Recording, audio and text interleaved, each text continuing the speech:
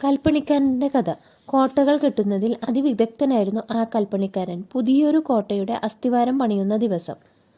അന്തി മയങ്ങി വരുന്നതിനാൽ കൂടെയുള്ളവർക്ക് പണി നിർത്തി കയറാൻ തിടുക്കം. ഒരു കല്ലുകൂടെ വെച്ചുറപ്പിച്ചാൽ അസ്ഥിവാരത്തിൻ്റെ കെട്ടു തീരും. കൽപ്പണിക്കാരൻ മകനോട് പറഞ്ഞു, കുമ്മായം കൂട്ടിക്കൊണ്ടുവാ. പുതിയത് ഇനി കൂട്ടണോ? ഇവിടെയുള്ളതൊക്കെ തൂവിക്കിടക്കുന്നത് തൂത്തെടുത്താൽ പോരെ? ഈ ഒരു കല്ലുകൂടിയല്ലേ ഉള്ളൂ. അങ്ങനെ തൂത്തെടുക്കുന്ന കുമ്മായ ചന്തിന് ബലം കിട്ടില്ല. നീ വേഗം പുതിയ കുമ്മായം കൂട്ട്. എന്തിനാണെച്ചാ ഇത്ര കഷ്ടപ്പെടുന്നത്? അല്പം ബലം കുറഞ്ഞ ചാന്തിട്ട് ഇത്ര താഴെ അച്ഛൻ ഒരു കല്ല് വെച്ചെന്ന് 1000 കൊല്ലം കഴിഞ്ഞ് ആരാണ് ഓർക്കാൻ പോകുന്നത്? 2 പേർ ഇക്കാര്യം ഓർക്കും.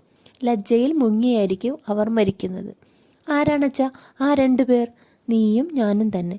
ശ്രദ്ധേയമായ മനോഭാവമാണ് ആ അസാധാരണ കൽപ്പണിക്കാരൻ്റേത്.